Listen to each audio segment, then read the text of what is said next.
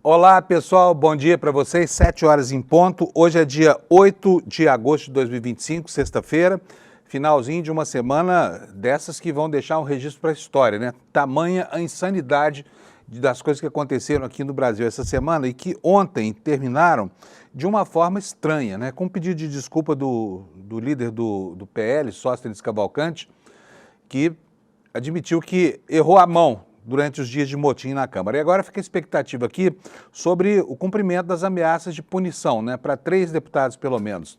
O Van Hatten, né, do Partido Novo, mas que tem despontado aí como um dos deputados mais bolsonaristas do Brasil, o deputado Polon e também o Zé Trovão, que usaram e abusaram, inclusive restringindo, né, o acesso de parlamentares à mesa diretora. O impasse desse motim terminou, mas as negociações do Congresso continuam muito tensas. Por quê? Porque o assunto da anistia não está resolvido. Não se sabe ainda exatamente qual é a extensão das conversas que o Hugo Mota manteve com o pessoal do Centrão, mas o fato é que o Sóstenes disse que havia um acordo com o Hugo Mota, depois o Hugo Mota desmentiu e aí Sóstenes pede desculpas, né? E a semana termina também com uma nota estranha, muito estranha, que foi um comunicado extremamente agressivo e de mau gosto, completamente fora das normas do protocolo, esse comunicado feito pela internet, né, criticando o governo brasileiro. Foi algo, assim, impressionante, que nós vamos ver aqui nessa edição de hoje, porque não é possível que o país tenha que aguentar esse tipo de afronta dos Estados Unidos. Então, o noticiário continua girando em torno desses temas, anistia, fim do foro privilegiado, que, aliás, lá para trás foi uma conquista dos parlamentares, né? Eles queriam, porque queriam se livrar da justiça comum, onde juízes singulares ameaçavam a tranquilidade e o sono desses parlamentares indisciplinados, e aí agora querem acabar com esse instituto que eles mesmos criaram. Deixa eu chamar meu amigo Alex Amorim aqui. Alex, bom dia. Tudo bom, Alex? Vamos falar um pouquinho de futebol aqui na abertura. Cadê você, Bom dia, Alex? Panunzo. Bom dia, comunidade. Sextamos. Sextamos, Alex? Sim, E o que nós Panunzo. temos no mundo do futebol para... Olha, a Marta, eu li nos jornais, que é uma jogadora excelente, é o Pelé do futebol feminino. Aliás, acho que é o Pelé do Brasil hoje, né? Um país que já não tem mais jogadores talentosos como no passado, mas a Marta desponta aí como candidata à Bola de Ouro, que é um troféu que ela nunca ganhou. Agora me explica uma coisa, Alex, como é que pode uma jogadora dessa qualidade nunca ter ganhado esse prêmio? Ela já ganhou todos, menos esse. Por quê? Então, Panunzo, antes o Melhor do Mundo ele era junto com o Melhor do Mundo da FIFA. Então, automaticamente a Marta já ganhou 6 melhores do mundo. Porém, como teve essa desconexão de ambos os prêmios, ela não conseguiu conquistar o prêmio da France Football e ela nunca conquistou esse prêmio de melhor do mundo pela revista, mas ela tem 6 melhores do mundo pela FIFA e é a jogadora que tem mais esse prêmio na história, Panunzo. Mas está faltando essa bola de ouro para ela, né? Ela merece. Sim. Agora, a disputa não vai ser fácil neste ano, né?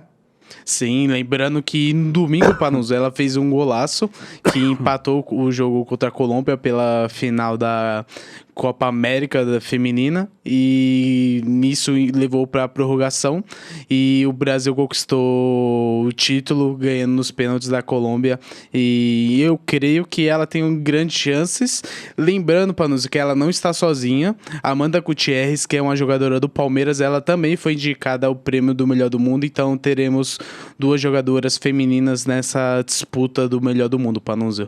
E você vota em qual das duas?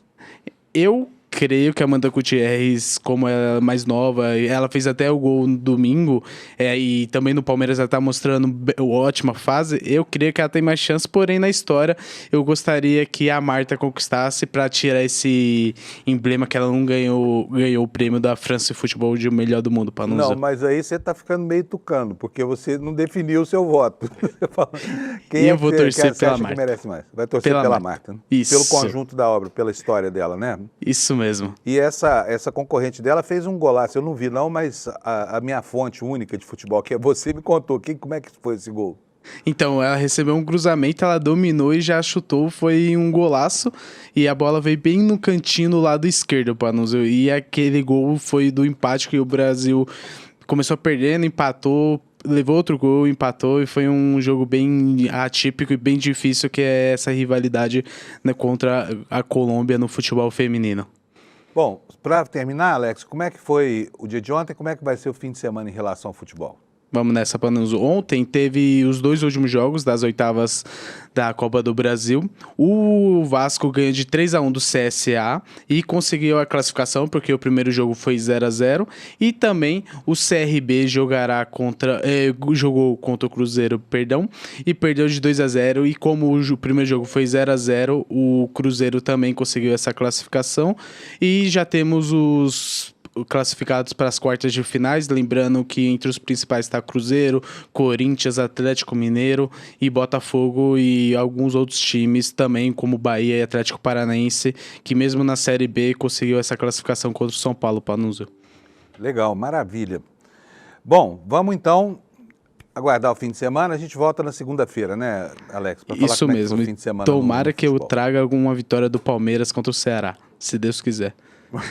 Vamos nessa. Olha, tá difícil pro Palmeiras, hein? Sim. Mas os palmeirenses estão acostumados, eles não perdem nunca a esperança, né?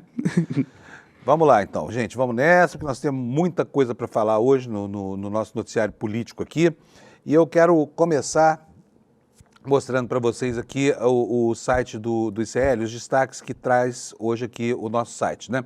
Já vou colocar na tela aqui para você, para a gente poder começar. Aliás, antes disso, eu preciso falar da meteorologia, né? Olha aí, eu ia passando reto hoje aqui por essa obrigação nossa de todo santo dia. Então, mostra aí, por favor, Alex, o nosso mapa. Está aqui o mapa do INMET, né?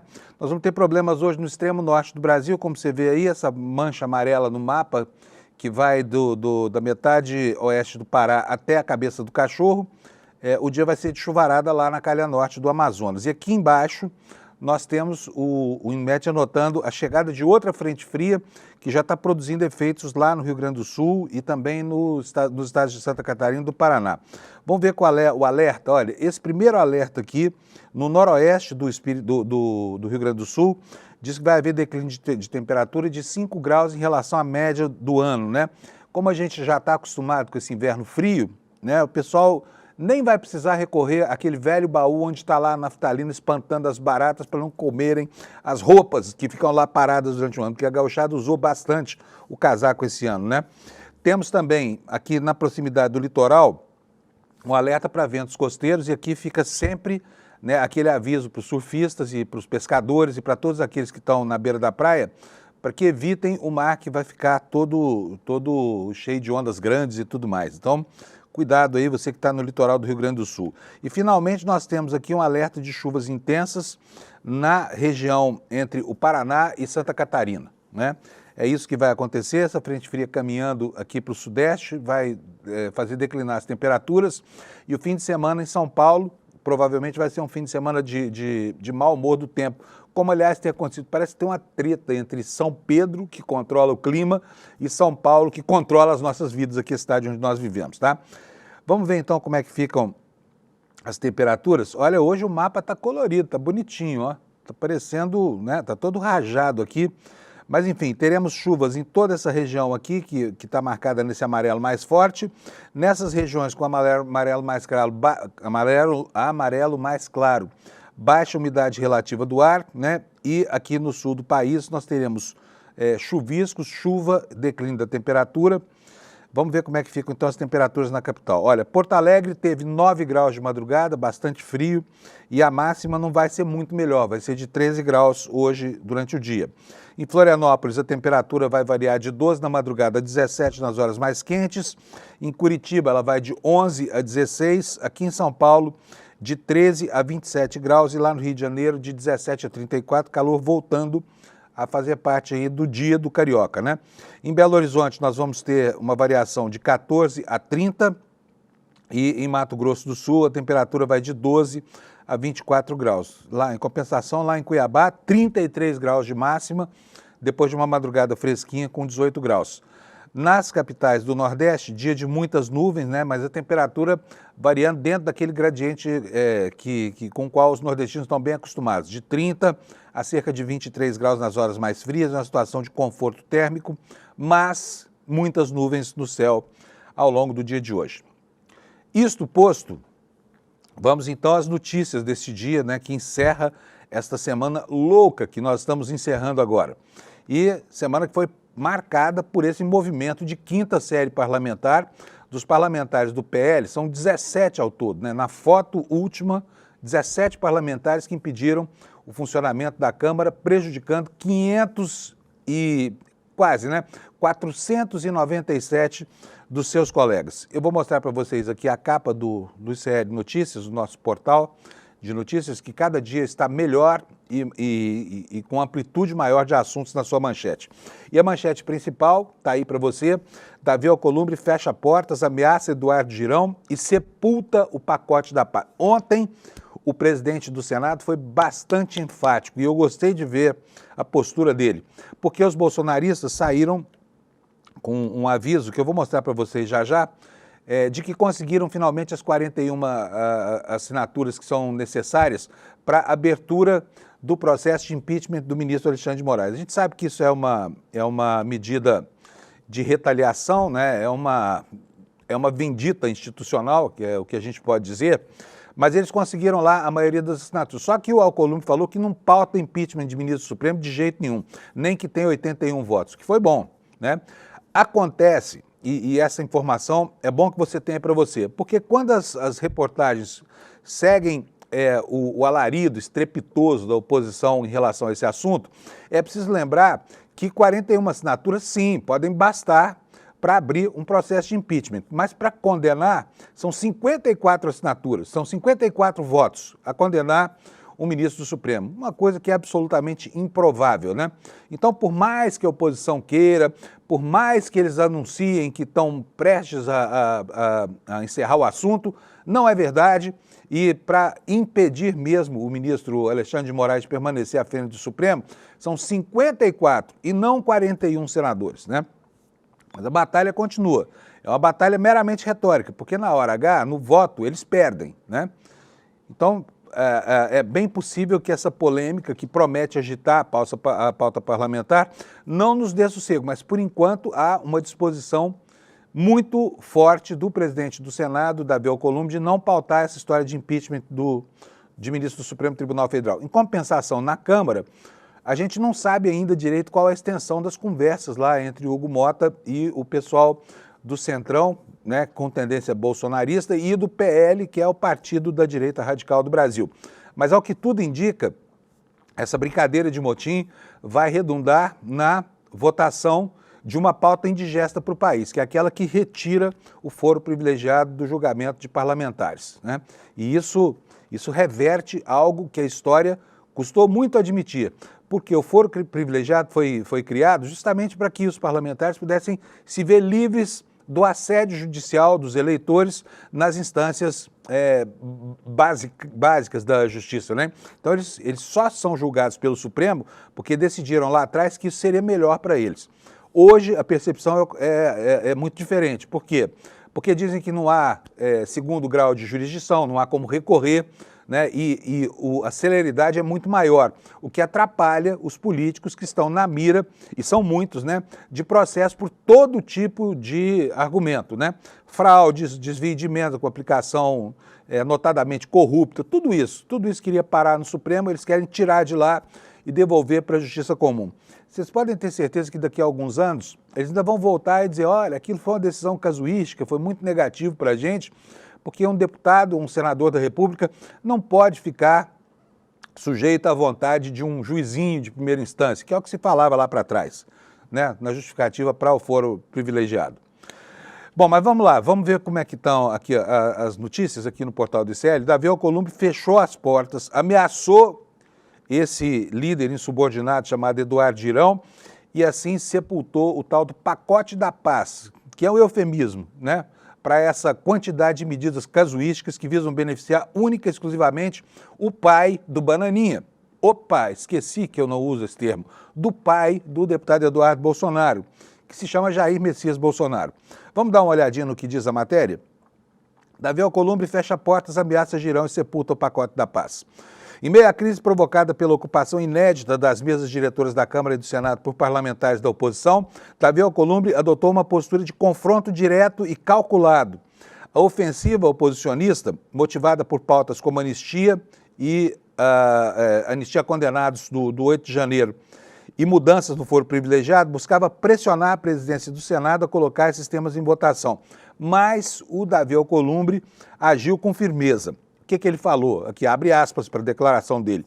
Nem com 81 assinaturas eu pauto o impeachment de ministro do Supremo, disse, segundo relatos obtidos pela nossa reportagem lá em Brasília. A frase foi seguida de uma advertência ainda mais dura, essa endereçada ao senador Eduardo Girão. Ele falou o seguinte: você me respeita, senão eu vou para cima do seu mandato. A tensão marcou a reunião na qual o Alcolumbre deu prazo até às 18 horas para a desocupação do plenário e a ameaça feita nos bastidores previa para quem resistisse que seria retirado pela polícia e poderia ser preso. A medida ainda tinha como objetivo encerrar rapidamente a ação para evitar ganhos políticos para a oposição. Fico aqui me perguntando quanto essa firmeza de um homem motivado por puro pragmatismo, como é Davi Alcolumbre, custará ao governo federal, né?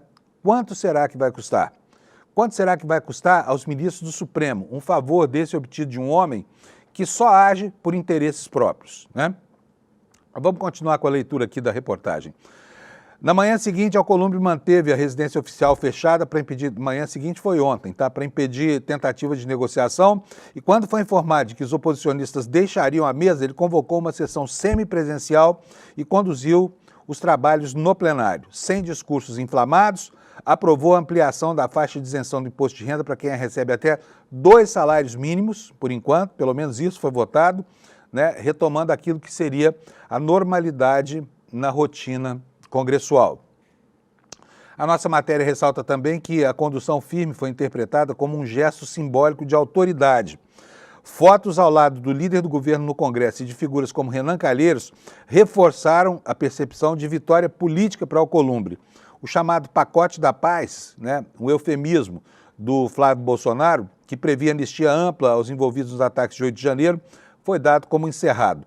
Nos bastidores, a leitura é de que a oposição recuou enfraquecida. Portanto, né, foi um movimento suicida, foi praticamente um tiro no pé, porque os desgastes vão se somando à imagem desses parlamentares que agem ali movidos pela sanha de tentar buscar a impunidade de Jair Messias Bolsonaro, tá bom? A matéria encerra aqui dizendo que o episódio consolidou a imagem de Alcolumbre como um presidente disposto a usar todos os recursos regimentais e políticos para manter o controle da pauta e o funcionamento do Senado. Agora vamos falar com relação à Câmara. Então, nós tivemos aqui a notação de um comportamento positivo, né, do presidente do Senado, que resguardou a sua autoridade. Já não aconteceu a mesma coisa com Hugo Mota.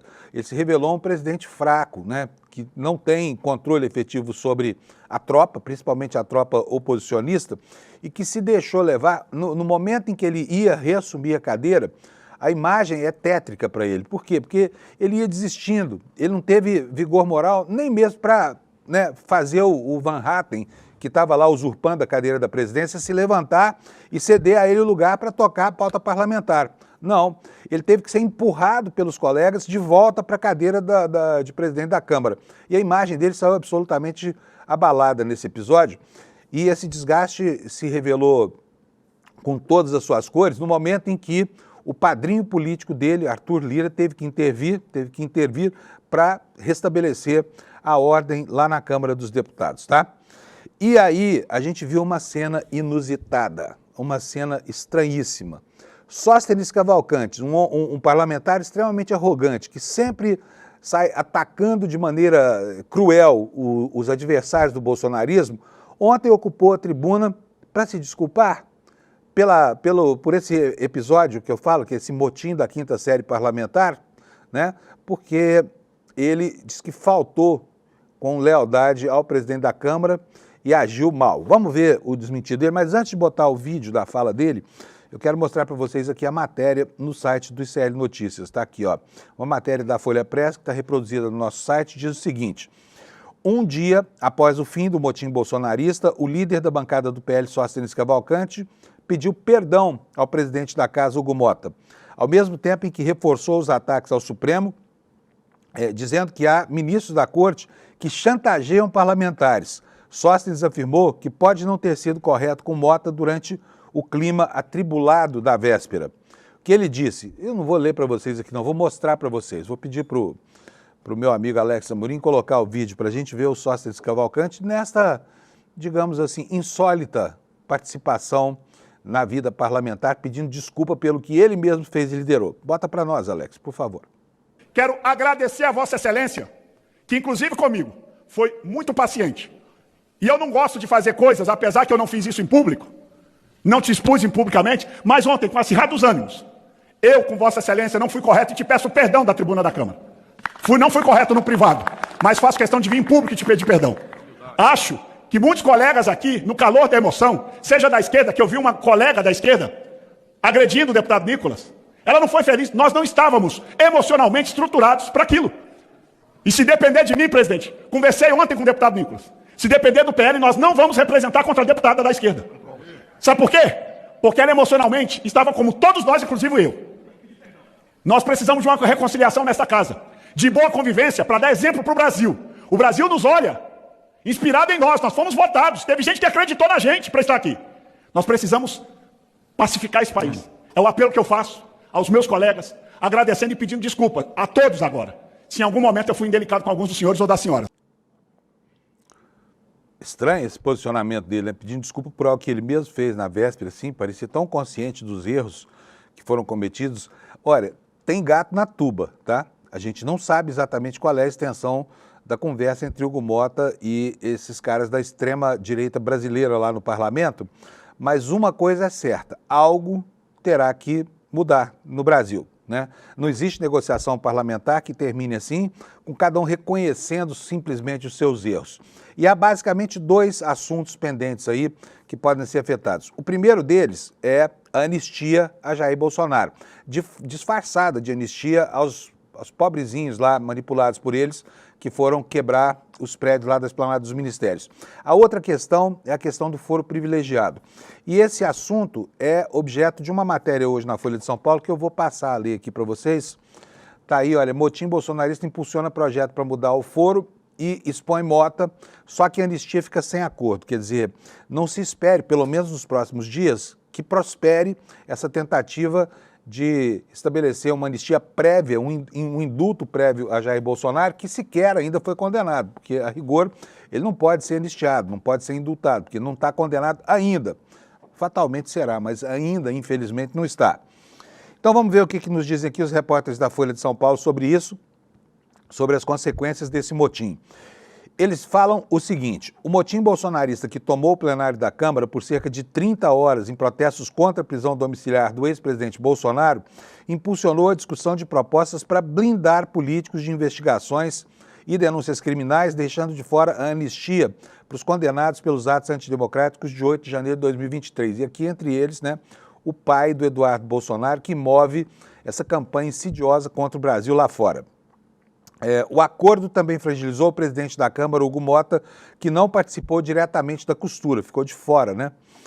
Partidos do Centrão e da oposição fecharam um acordo para acelerar esses projetos. A ideia é proibir investigações contra deputados e senadores enquanto não houver um aval prévio do Congresso e estabelecer 3 graus de julgamento para os processos contra os congressistas, retirando os casos do Supremo Tribunal Federal. Ou seja, eles querem passar longe das garras e da toga do Xandão. Paralelamente a isso, União Brasil, PP e PSD comprometeram-se a debater com o PL de Bolsonaro e o Novo um projeto de anistia para o presidente e os condenados pelo 8 de janeiro.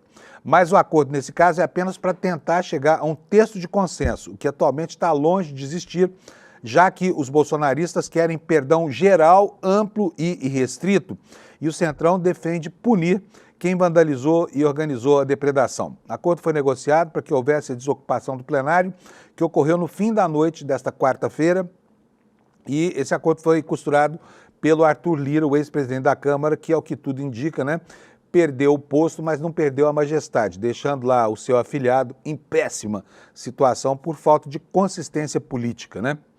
Mota disse que se recusou a negociar pautas enquanto o motim não acabasse. O levante bolsonarista fragilizou o poder do deputado e aliados admitem que ele chegou perto de perder a governabilidade da casa.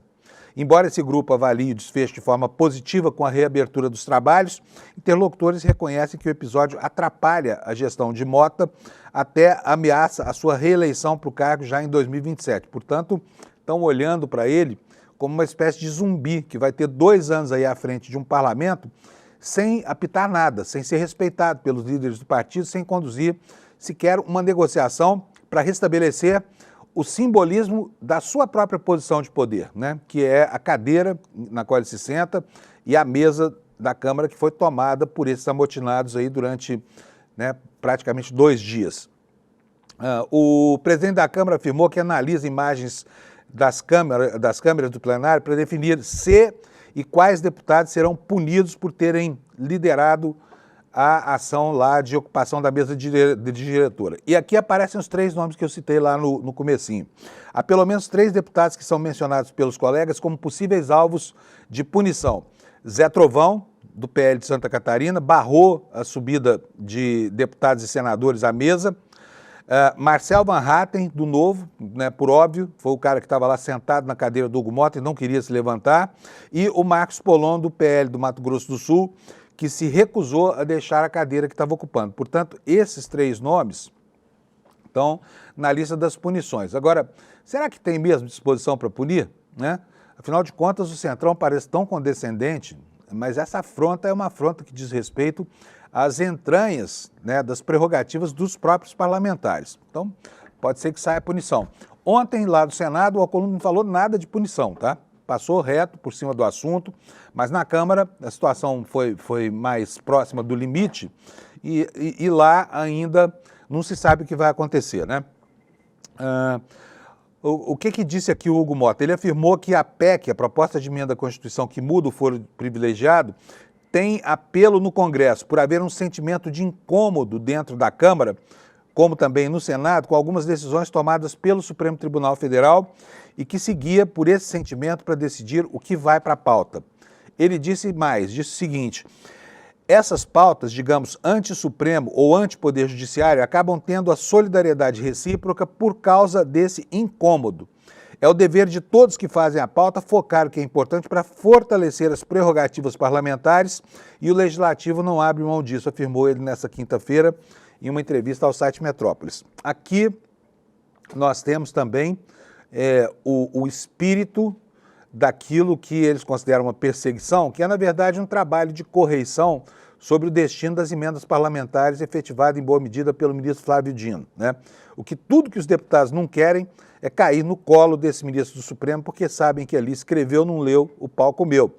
E eles acham que vai ser melhor nas instâncias inferiores, primeiro pelo tempo que os processos demoram para tramitar, levando a todo tipo de prescrição intercorrente, enfim, prescrição porque demorou demais na primeira instância, porque veio o tempo mesmo da prescrição e alcançou os parlamentares. Então eles acham que vão melhorar a sua condição se essas ações tramitarem na Justiça Comum, com autorização prévia da Câmara dos Deputados, claro, né? A matéria da Folha de São Paulo destaca o seguinte, que os processos criminais atualmente contra deputados e senadores são julgados diretamente pelo Supremo quando envolvem questões relacionadas aos mandatos. E com isso, o julgamento se esgota no próprio Supremo Tribunal Federal, que é a instância máxima do judiciário brasileiro, sem a possibilidade de solicitar uma revisão a outros tribunais. O objetivo de parte dos deputados é que o processo contra eles tenham 3 graus de jurisdição. Começariam em tribunais regionais federais, com possibilidade de recurso ao STJ e depois ao próprio Supremo Tribunal Federal. A defesa feita pelo Centrão é de que a Constituição prevê o duplo grau de jurisdição para todos os brasileiros, mas os congressistas não têm essa possibilidade, tá? Então é isso.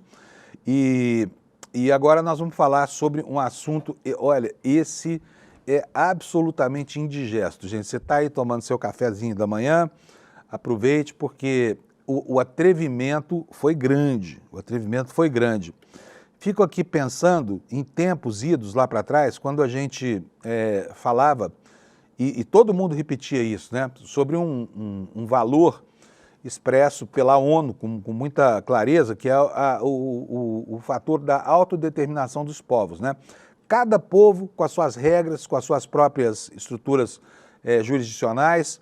É isso que deveria dirigir a sociedade. Só que o governo dos Estados Unidos, que não sei se alguém disse isso para o Trump, ele acreditou, o governo dos Estados Unidos virou praticamente uma ditadura global, pelo menos quer se colocar dessa forma. O atrevimento é tão grande que a Embaixada dos Estados Unidos ontem no Brasil provocou uma nota ameaçando poderes do Brasil, sabe? Eles sequer têm um embaixador nomeado, quer dizer, o governo Trump sequer liga para o atual governo brasileiro porque não mandou um representante. E alguém lá, um burocrata qualquer da embaixada, fica escrevendo notinhas atrevistas que não dá para engolir, que são coisas que descem pela nossa garganta, arranhando muito do nosso brio patriótico, sabe? Ainda que a gente não tenha uma visão de patriotismo como um processo inerente, né, à defesa do nosso espaço de cidadania. Vamos ver essa nota aqui. Eu fiquei absolutamente indignado com isso. Está aí na tela para vocês. O que ela diz? O ministro Moraes é o principal arquiteto da censura e perseguição contra Bolsonaro e seus apoiadores. Suas flagrantes violações de direitos humanos resultaram em sanções pela Lei Magnitsky, determinadas pelo presidente Trump. Os aliados de Moraes no judiciário e em outras esferas, atenção para isso, hein?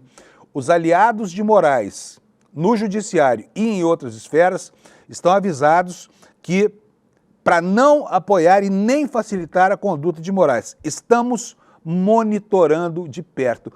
Quem é este pentelho que teve a ousadia de escrever uma mensagem tão atrevida e arrogante assim sobre negócios que não dizem respeito, mas nem de longe, a uma embaixada estrangeira, que são assuntos de interesse da nacionalidade brasileira? O Brasil é uma democracia madura e esse tipo de palpite aqui não foi pedido e nem será aceito. A reação a essa mensagem estúpida e atrevida aqui ontem foi uma reação muito, muito grande. Olha, eu, se fosse o Lula, mandava romper relações com os Estados Unidos e fechava logo essa embaixada aqui. Manda esses caras de volta para casa, porque eles estão pensando que vão dar ordens aqui ao judiciário brasileiro, ao governo brasileiro. Estão ameaçando todas as pessoas relacionadas ao Moraes, como se esse processo fosse um processo movido por um bandido, né? Então é algo que não se deve tolerar. Da direita à esquerda do Brasil, isso não deve ser tolerado, porque esse é um assunto que diz respeito à integridade do nosso sentimento pátrio, né? Enfim, e fere de morte o princípio da autodeterminação dos povos. Fere de morte, porque é um governo, o governo dos Estados Unidos, tudo bem que o presidente dos Estados Unidos acha que ele conseguiu se safar de ser condenado ao cabo de 30 e tantos processos lá e que isso deveria acontecer também no Brasil. Só que aqui não é uma terra sem lei, como os Estados Unidos estão mostrando que são. Aqui existe alguma ordem. Aqui existem instituições que trabalham e que colocam na cadeia bandidos como esse Trump e o Bolsonaro que tentaram golpear as instituições. Olha, eu vou ler de novo para você a nota, só para irritar o seu fígado. Deixa eu colocar aqui de novo para vocês. Olha só. O ministro Moraes é o principal arquiteto da censura e perseguição contra Bolsonaro e seus apoiadores. Quem foi que disse isso? Qual é a instância de julgamento que estabeleceu que o ministro Alexandre de Moraes é arquiteto de censura? Onde é que está a censura no Brasil? Suas flagrantes violações de direitos humanos, quais? Quais são as violações de direitos humanos? Né? Porque afirmações genéricas e vazias são fáceis de fazer, mas cadê nominadamente qualquer ação do ministro nesse sentido? Suas flagrantes violações de direitos humanos resultaram em sanções pela Lei Magnitsky, determinadas pelo presidente Trump. Os aliados de Moraes no judiciário e em outras esferas estão avisados para não apoiar nem facilitar a conduta de Moraes. Estão tratando aqui o ministro Alexandre de Moraes como se fosse o chefe da máfia, né? É duro até de ler isso aqui. E principalmente esta ameaça, que é uma ameaça indistinta, é ameaça a todo mundo, inclusive a você aí que de vez em quando coloca lá uma mensagenzinha na internet dizendo da sua indignação com relação ao comportamento dos bolsonaristas, né? Estamos monitorando a situação de perto. Danem-se os Estados Unidos, vão monitorar a sua vovozinha lá na sua casa, aqui não, né? Foi o que disse ontem em uníssono no Brasil a esse atrevimento desses caras que perderam completamente a noção de limites, tá? Eu, repito, fiquei dolorido ontem quando vi isso aqui, porque isso é uma questão que afeta o nosso brio, né? E o meu brio, sim, foi afetado. Bom, vamos falar agora do tarifaço, porque nós já temos 3 dias de tarifas vigentes, já temos reflexos na economia, alguns setores estão se dizendo muito prejudicados. Por exemplo, no Jornal Nacional de ontem, uma reportagem anotava que a indústria de calçados brasileira está em má situação com relação a isso, porque perde o seu principal cliente, que são os Estados Unidos, né, na impossibilidade de concorrer com produtos que vêm de outras partes do mundo que têm tarifas menores. O que diz aqui a reportagem exibida ontem no Jornal Nacional?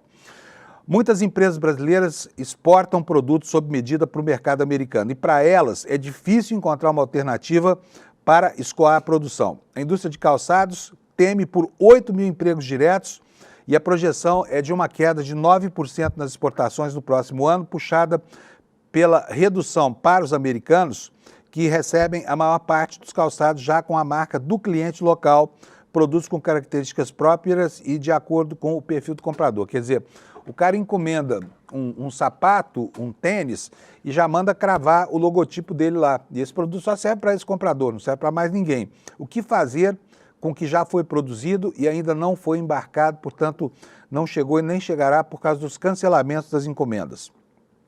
A matéria esclarece que 1/4 do faturamento de uma fábrica no Rio Grande do Sul vem justamente desse segmento, né? O segmento de exportação. São produtos feitos, mais uma vez, sob medida para os Estados Unidos. O empresário Marcos Ruff, que foi entrevistado nessa reportagem, reconhece que é difícil achar compradores, né? E ele diz o seguinte, ó: como é que eu vou conseguir distribuir a quantidade que o americano compra vendendo para outros mercados, né? Que são infinitamente menores na sua capacidade em termos de consumo, que eu acho que é o grande dificultador desse processo de realocar a produção, imagino. Olha, eu não gostaria de estar na pele desses exportadores, tá? O governo brasileiro prometeu para essa semana, não saiu ainda, deverá sair agora no começo da próxima semana, né, o desenho do programa que está sendo feito para tentar ajudar essas empresas a superar esse momento de dificuldade, porque vai passar, vocês não tenham dúvida de que vai passar. Até porque quando acabar o governo Trump, acaba essa sucessão, né, de medidas tirânicas que ele está tomando aqui em nome de quem? Em nome de defender os fascistas que são amigos dele, a exemplo dos bolsonaristas aqui no Brasil.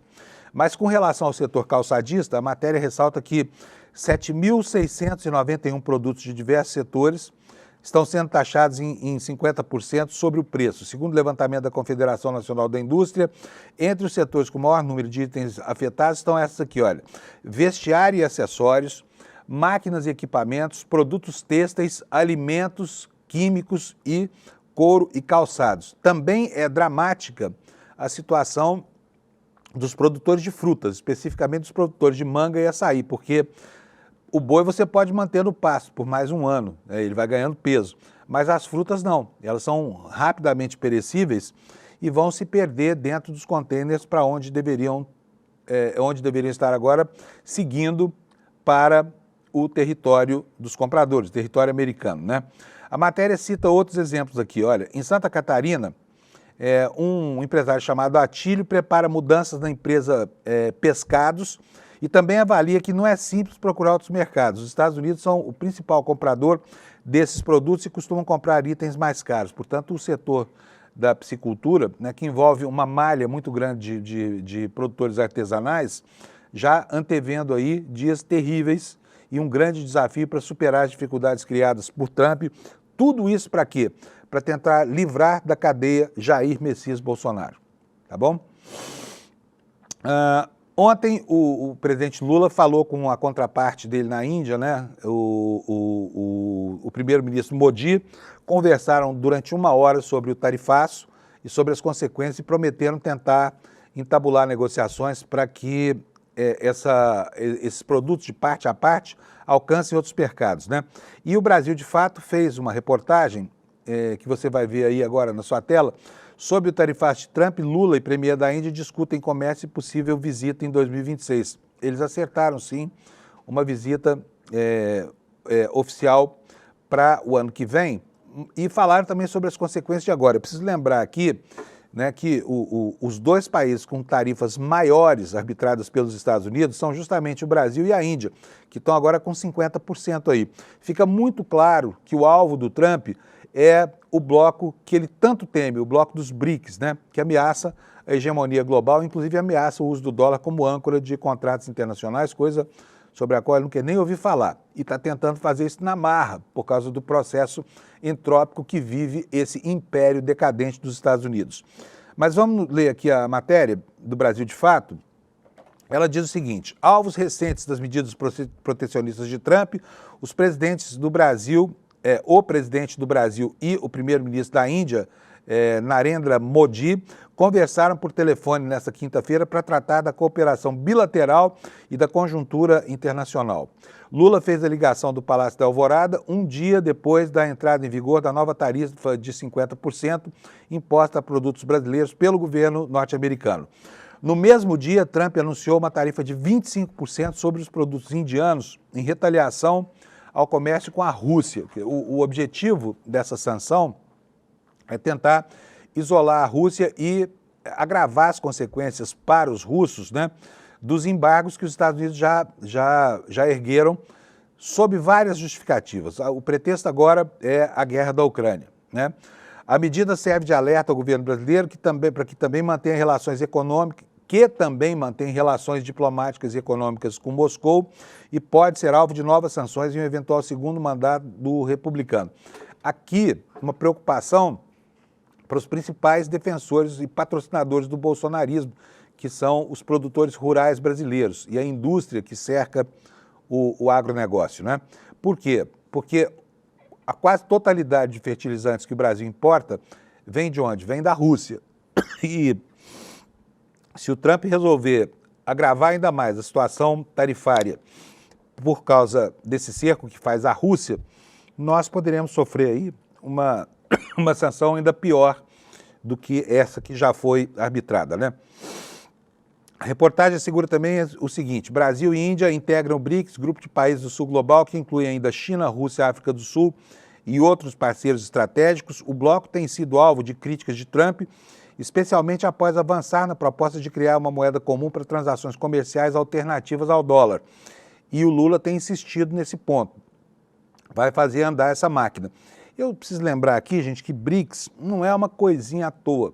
Quando se fala em BRICS, nós não estamos falando de nada tipo Mercosul, que é um grupo formado sob a perspectiva do desenvolvimento regional para tentar encontrar melhores condições, né, desse pequeno conjunto de países do sul do continente. No caso dos BRICS, não, porque os BRICS reúnem aí metade da população mundial, mais de metade da população mundial, 220 milhões de habitantes no Brasil, mais 3 bilhões entre a China e a Índia e mais a Rússia, quer dizer, a quantidade de gente representada aí é algo mesmo para ser temido, e nisso o olhar de Trump, temendo, né, o poderio desse grupo organizado, para que ele coloque isso no alvo, a partir da régua dele, da métrica dele, né?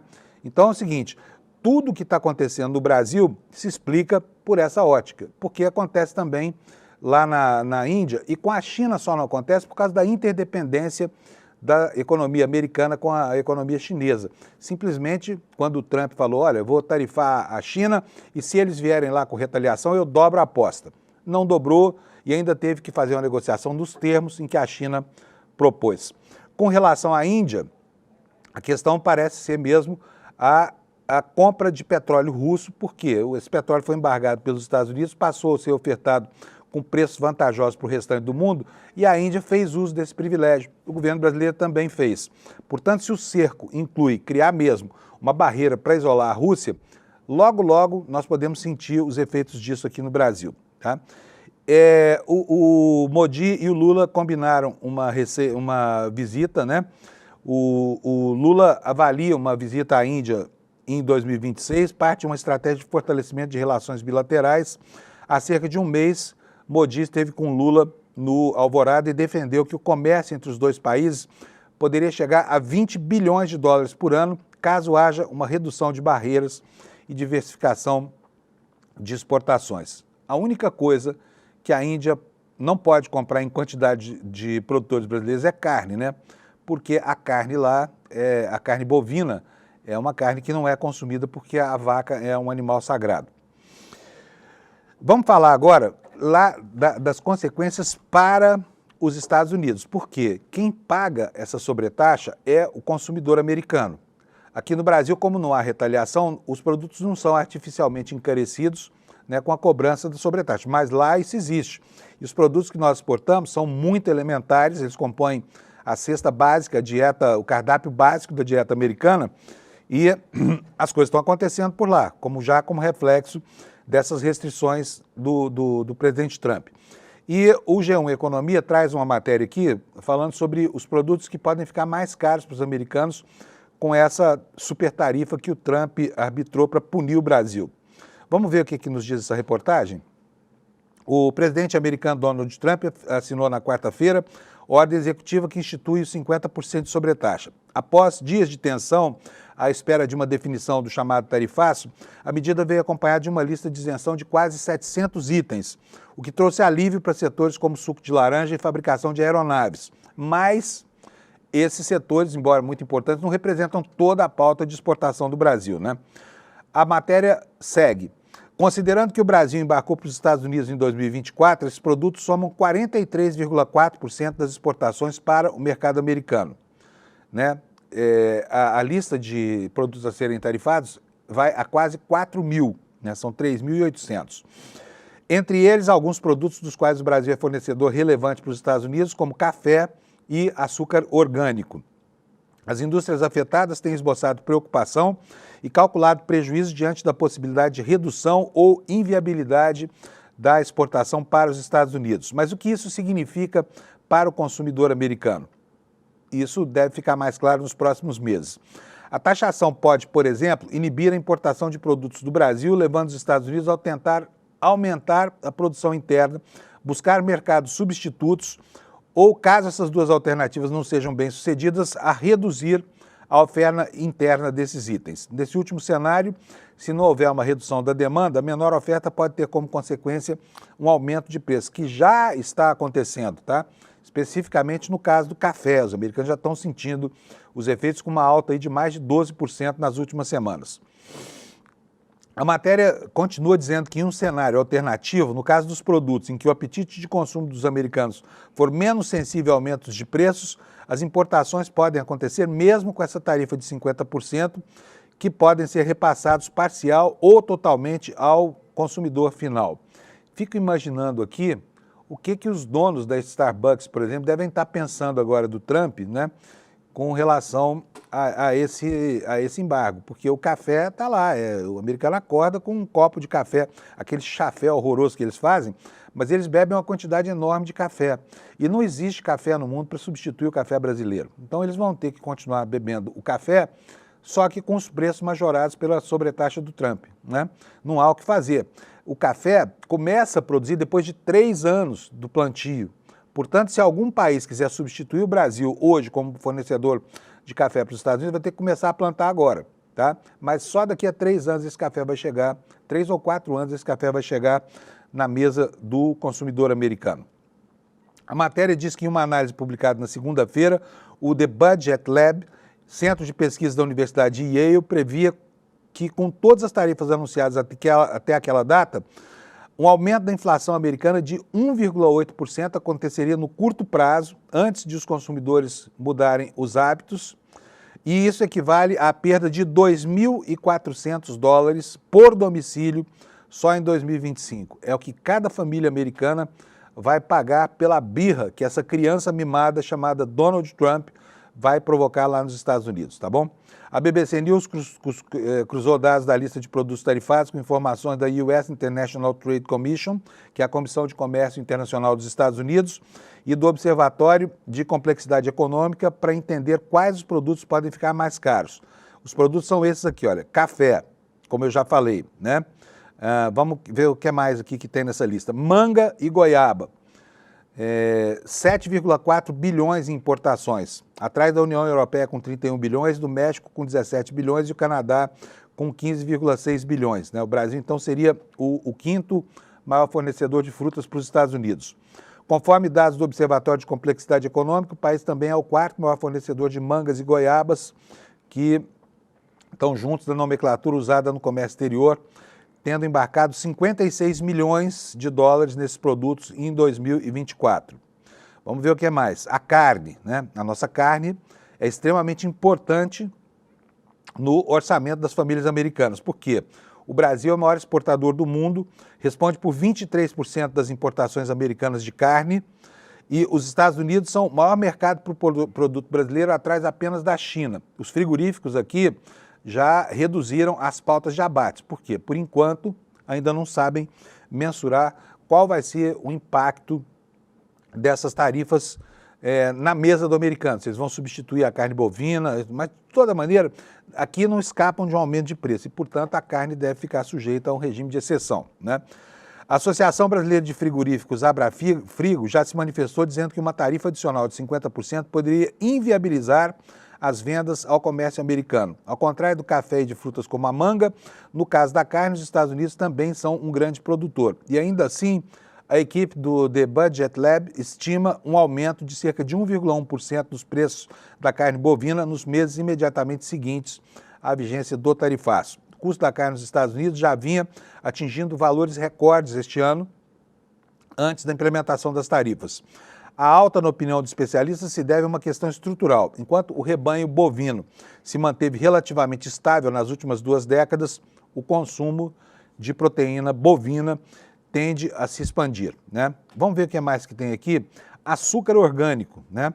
Os Estados Unidos importam praticamente tudo que consomem e o Brasil foi responsável por 49%, quase metade, praticamente a metade de tudo que entrou lá no país. O restante vem do Paraguai, da Colômbia e dos próprios Estados Unidos. E aqui precisa lembrar que o Trump disse que queria que a Coca-Cola passasse a fabricar o seu refrigerante lá nos Estados Unidos com açúcar de cana, porque o açúcar que eles usam lá é a glucose de milho, né?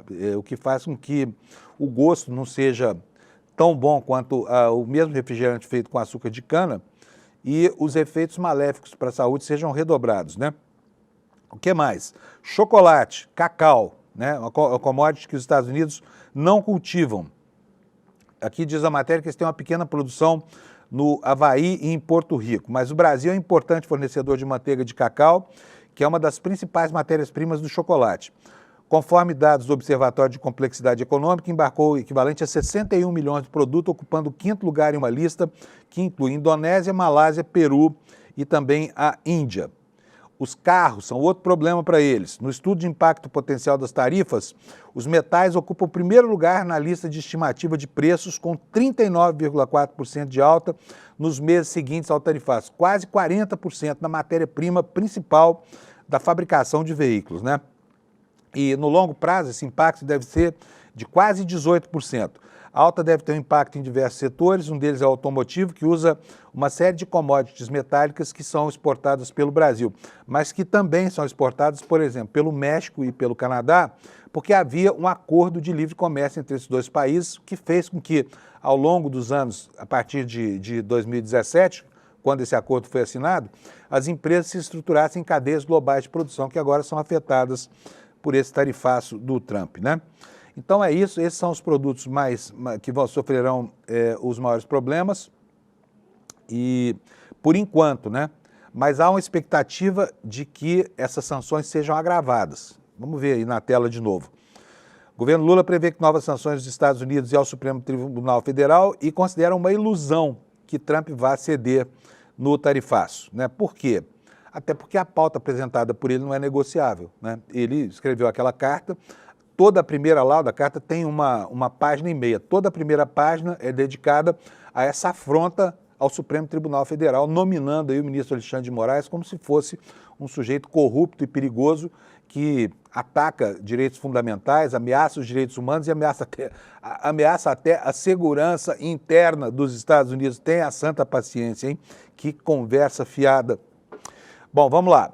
Segundo fontes do governo, o Brasil deseja negociar, mas considera uma ilusão no momento a perspectiva de avanços concretos. Pesa a avaliação de que sequer há uma negociação de fato em curso, apesar dos esforços do vice-presidente Geraldo Alckmin e dos ministros Mauro Vieira e Fernando Haddad.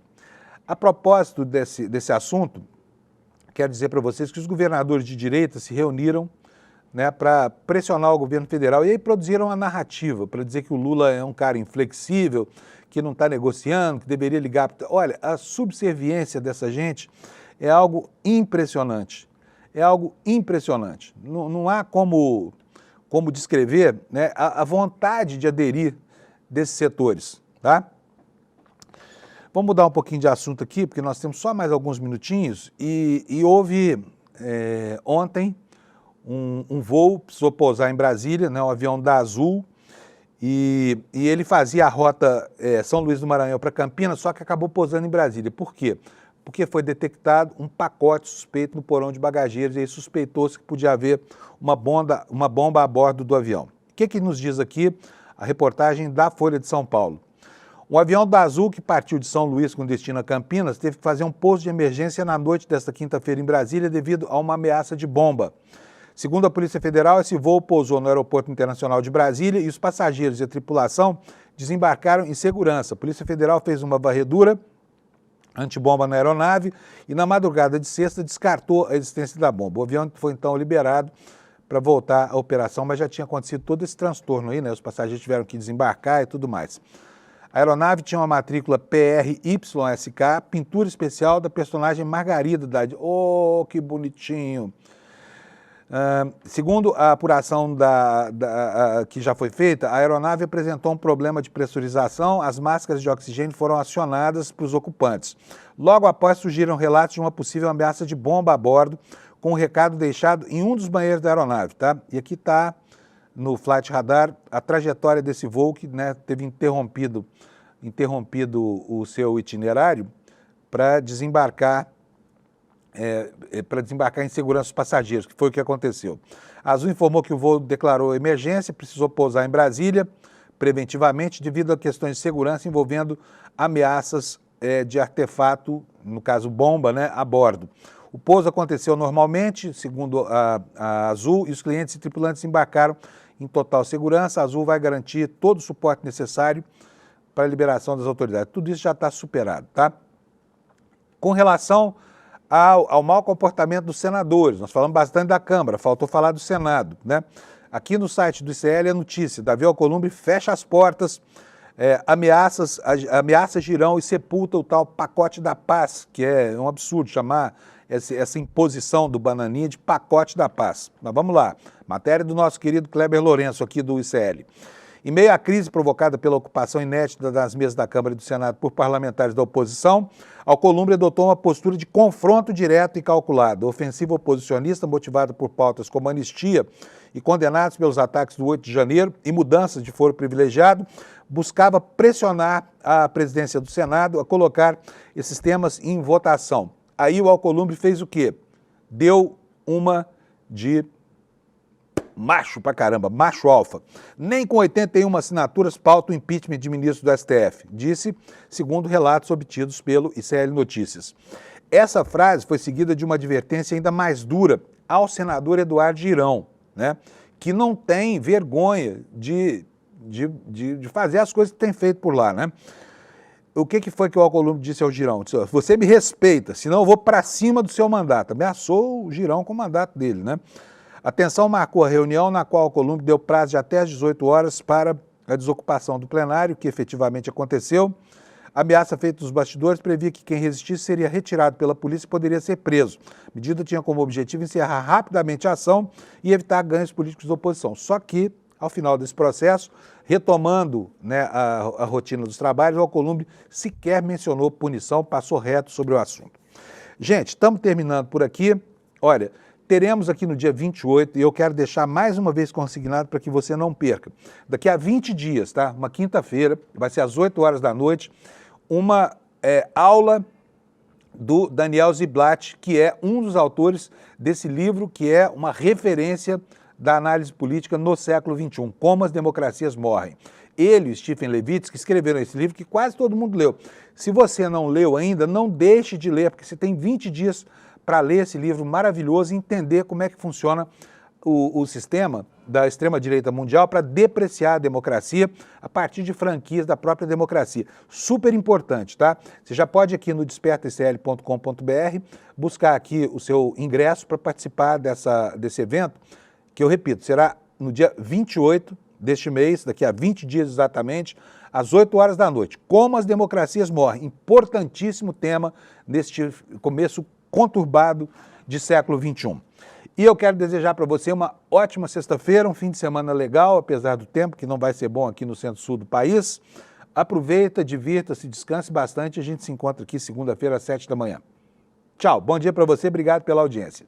Tem gente que ainda acredita que o Bolsonaro e a turma dele é simplesmente um bando de maluco que gosta de pegar o microfone e falar um monte de besteira. Agora, será que quando ele faz os ataques às urnas, quando ele faz os ataques ao STF, quando ele faz os ataques, aos líderes de partidos, ideologias que não são a dele, será que isso tudo sai da cabeça dele na hora? Ou será que existe um método?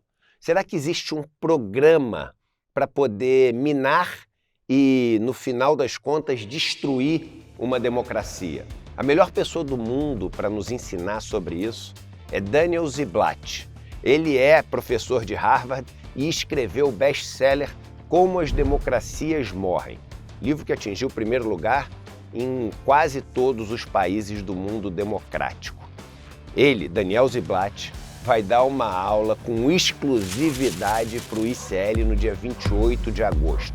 Uma chance única da gente poder aprender com um dos maiores intelectuais do mundo de graça. Aprender com um dos melhores professores do mundo, de graça. Com tudo ali fácil para a gente poder entender, não tem outro lugar, é só no ICL.